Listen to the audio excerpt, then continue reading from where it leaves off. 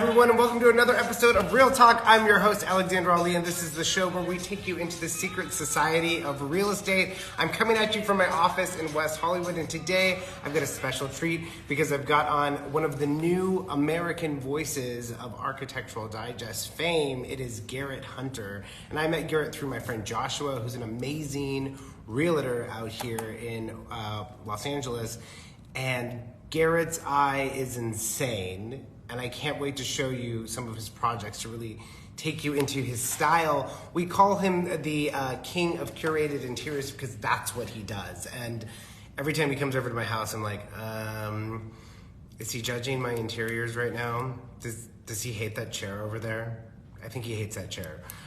So we're gonna get into that. We're gonna ask him about the chairs. He is the king of curated interiors and one of 80's New American Voices 2020. It's Garrett Hunter. Garrett. Hey. Hi. Hey. Welcome to the show. Thank you. So I'm not judging your interiors. I might be judging all interiors, but I judge my own interior too. But nothing too cheeky. No.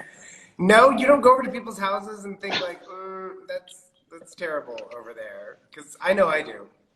Well, I mean, I think everyone does that with their profession. You know, if I cook for someone and they're in the food industry, they probably say the same thing about me. So exactly. Yeah. Well, you're going to take us into some of your projects today. I'm super excited just to give you guys a taste. Like, wow, insane.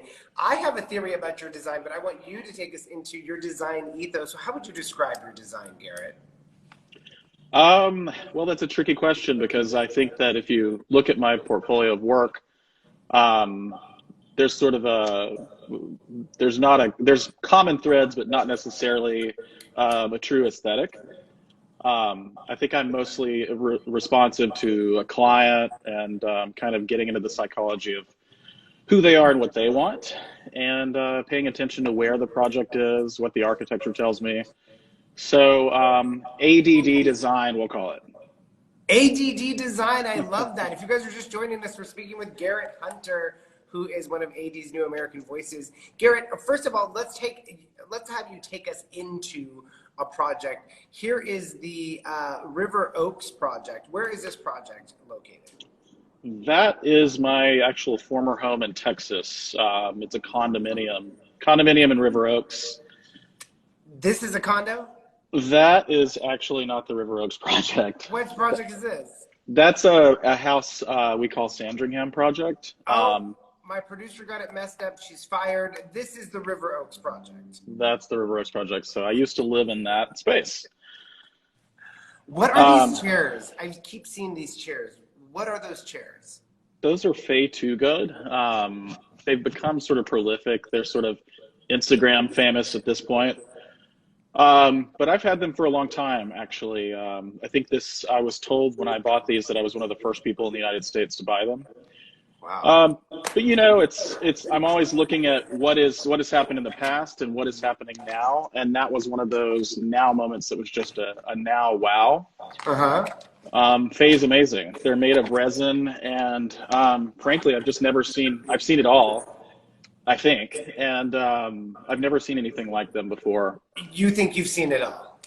Oh, I haven't seen it all, but you know, if anyone has exhausted their eye and geeked out completely on design, it would be me. So, well, Garrett, I noticed in your design, and the audience can weigh in on this, but like, I feel like there's always one item that's oversized in every one of your projects.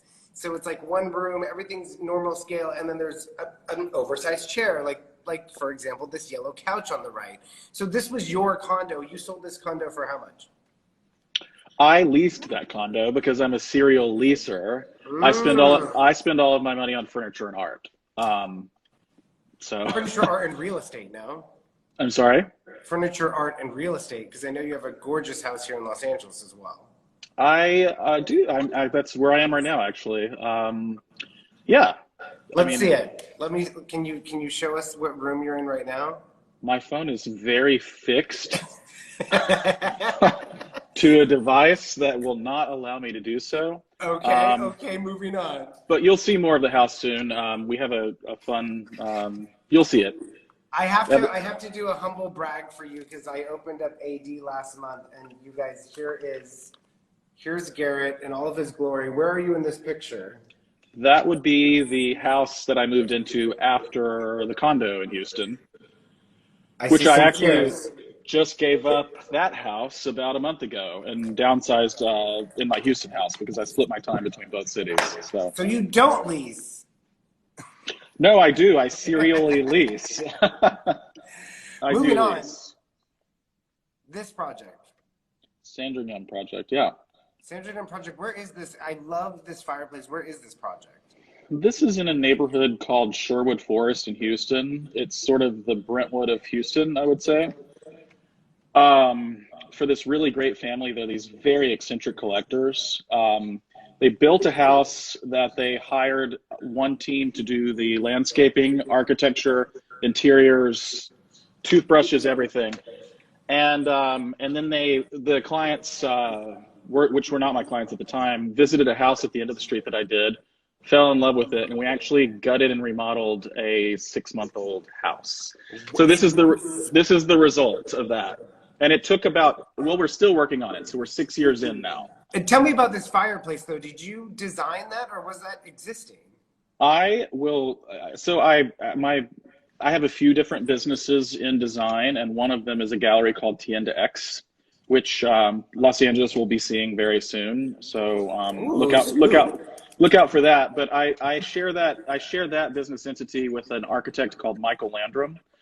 Michael and I worked on this house to sort of massage it back into something appealing, and I'm going to fully give Michael the credit for that fireplace. The fireplace is sick. It's really good. Materially speaking, I addressed that. But Michael, that was based on sort of an inspiration of sort of Tobias Scarpa architecture and Mexican modernism. So it's really great. It's monumental. Okay, so tell me about these two chairs in the foreground. I can't jump off this topic without talking about those chairs. So is that something you sourced or they collected? I did source those. I sourced everything in the room. That's insane. The chairs I found those from my friend Joel Chin has a shop called JF Chin, which I guess we all sort of know because it's quite iconic. And those are called Yoruba chairs. They're African. They're hand beaded. They're actually more comfortable than they look. And I found those at JF Chin. That's gorgeous. If you're just joining us, we're speaking with Garrett Hunter, who is one of AD's New American Voices. And we call him the king of curated design. As you saw from that last picture, he has an insane eye of bringing things together that you would normally not put together in a room. Garrett, tell us, who's this? Oh, make it small. That is my dog, Suki. Is that what you're referring to? Yes, and isn't she the most well-behaved dog in the world? She's a naughty girl. She's new to the family. She's a month in. I have a French bulldog named Fulong Chong that lives in Houston mostly. And yes. How's it going? How's it going being a dad in LA? I know it's difficult. She's a handful, but it's fun. It's rewarding. We did 7 miles yesterday in Beverly Hills, so she's a wild one.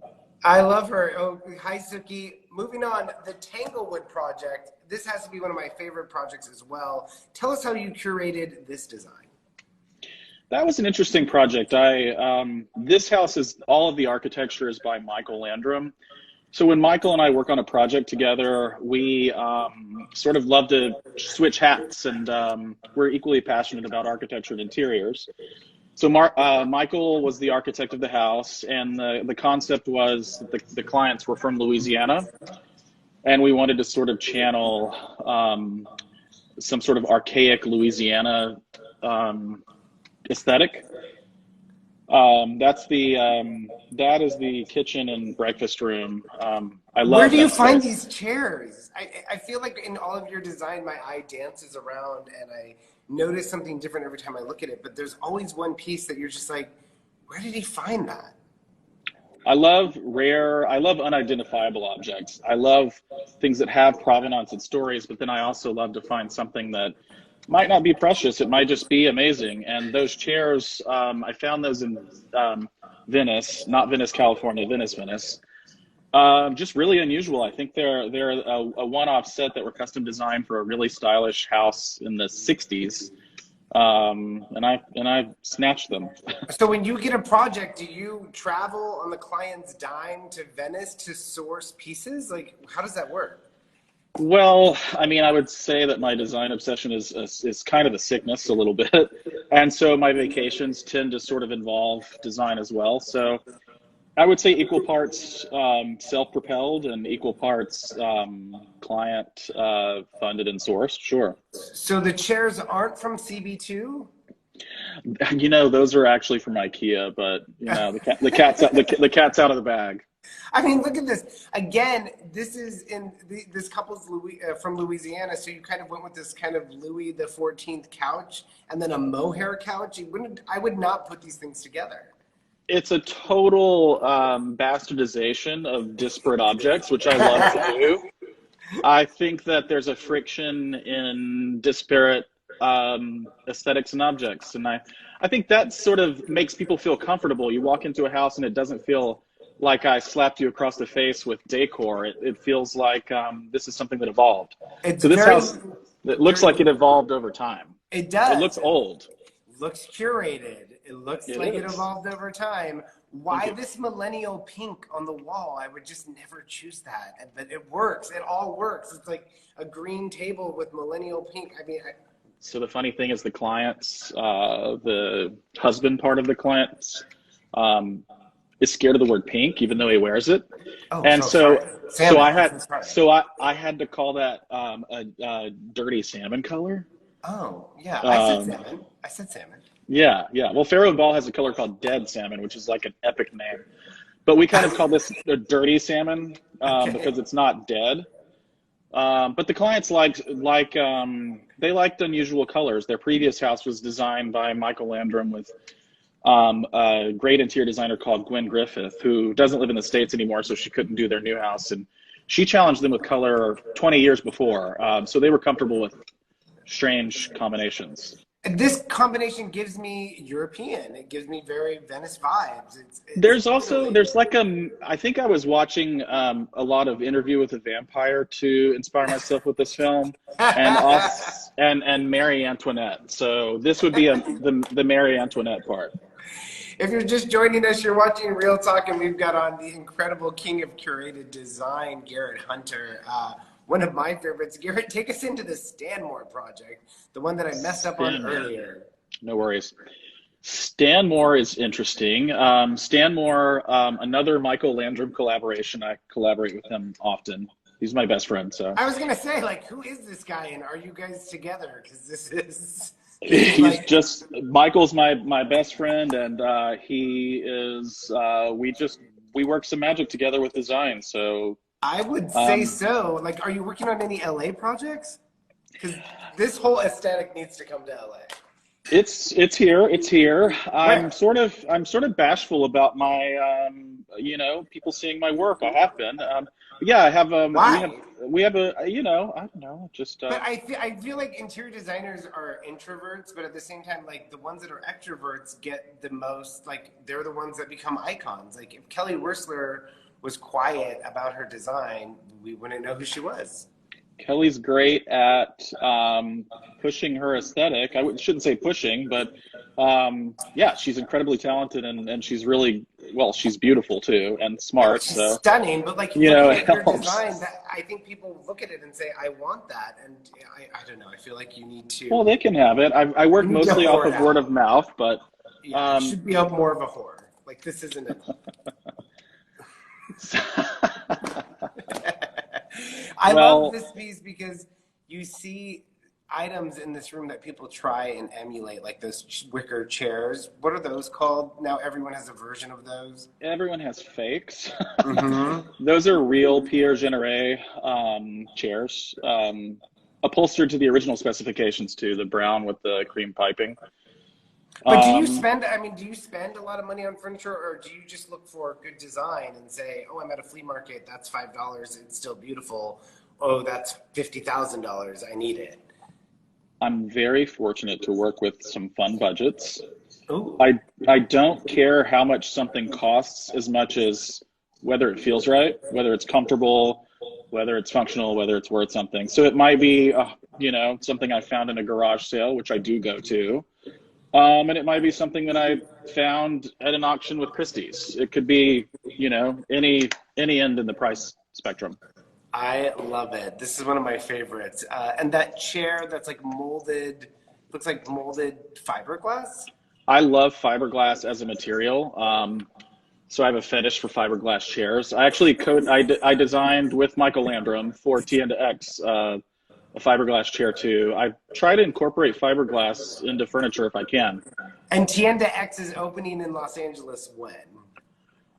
Very soon. Let's see. It's not really a scoop.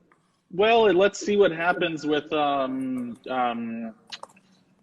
statewide and city orders, Yes. It's loosely open. We are open by appointment. We're just being very careful. So soon it'll be a thing and we'll all come together and enjoy it. So if you're just joining us, we are speaking with Garrett Hunter, the AD New American Voices, and also the King of Curation. Garrett, let's go jump over and play a game, shall we? Let's do it. Okay, the first game is design icon or design icont. Okay. Lucite furniture, design icon or design icont? Design I could. Just icon or icont? Okay, I would say mostly icont. Sometimes icon, mostly icont. You guys, I have a piece of lucite furniture in my house that I know Garrett has seen. So where is it? Where is it? The spare bedroom. So you were judging me. That was a trick question. This Porsche 911 from 1997, design icon or design icont? Well, it looks just like the one that I have, so I would say icon. Do you pull inspiration from cars sometimes? Oh, I pull inspiration from cars. I pull inspiration from clothes. I pull inspiration from enchiladas. Enchiladas. Yeah. Next game is Guess Who Friend Edition. We reached out to two of your friends who are Real Talk watchers, and you have to guess which friend said this. Okay, are you ready? Let's try. I'm going to turn on some Christmas holiday music in the background. Okay. I have to pull up my chats. He loves a good sandwich, especially from Swedish Hill in Austin. He's likely to be working while sunning his buns at Hippie Hollow in Austin. Does that mean you're naked? And he can identify any car in detail at extremely quick glances in someone's Instagram story and tell you what celebrity has the same car and matching interior. Who is the friend? That would be my friend Michael Reeser in Austin. Correct. That's great crazy. Guy. Yeah. He's a great guy and he's been on the show. How did you know it was Michael Reiser? I just the Swedish Hill thing. I lived in Austin for a couple of years, sort of half-time, and I would run into Michael at this really great restaurant called Swedish Hill, like twice a week. So that's amazing. Next friend, Michael, and he just had a baby. Michael, did you see that? He did. Oh my God, beautiful baby. Beautiful baby. And his wife is like this epic fashionista. So she's they're like the queen cool, of hipsters. They're like a cool hot couple with a gorgeous little tot. He says heart. Michael's in the comment section. Heart. Hey, Michael. We also have a question in the from _AP. Is fiberglass really reliable? Well, with any material, you have to also rely on a craftsperson and quality. Mm-hmm. But yeah, fiberglass is actually a really beautiful medium for furniture. It's not easy to produce. It's very, very expensive to produce, but it's absolutely reliable. I love it. Okay, next friend. Trespassing to see some of the city's most iconic abandoned estates. Which city? Researching cars. Wine-fueled nights rearranging furniture, accessories, and art to constantly evolve my space and train my eye Garrett, who is it? That's my pal Josh Nixon. It is Josh Nixon. Ding, ding, ding, ding, ding. I love it. Okay, Yeah. well, you're really amazing at that game. That was Guess Who Friend Edition. Thank you, Joshua. Thank you, Michael Reiser, for sending me some stuff. Garrett, that is our show for today. You've done amazing work. I love all of your design. Please don't judge me when you come to my house. It's truly stunning what you do, and I'm excited to see what you bring to Los Angeles because we need it. We need more of this in our lives. Thank you. All right. Where are you off to today? Getting a treat? Exhausting the dog. Exhausting the dog. Oh, I forgot to ask you my one question. I don't have a slide for it. What is your worst holiday gift? Hold on. What's the worst holiday gift you've ever received? Coal in your stocking. You know, I think that while I love a candle, I think nothing says, I just remembered yesterday, like a candle. Oh. So I would say I'm not, no, you know what? I love getting all gifts, and I do What love if it's a getting candles. nice candle? What if it's like a $100 candle? I love all gifts. I think they're lovely and beautiful. Cut to, I gotta tell my assistant not to get candles for everyone this year. Well, you know, Lauren Santo Domingo once said, nothing says I don't give. Are we allowed to swear on here? Yeah. Nothing says I don't give a fuck like a candle.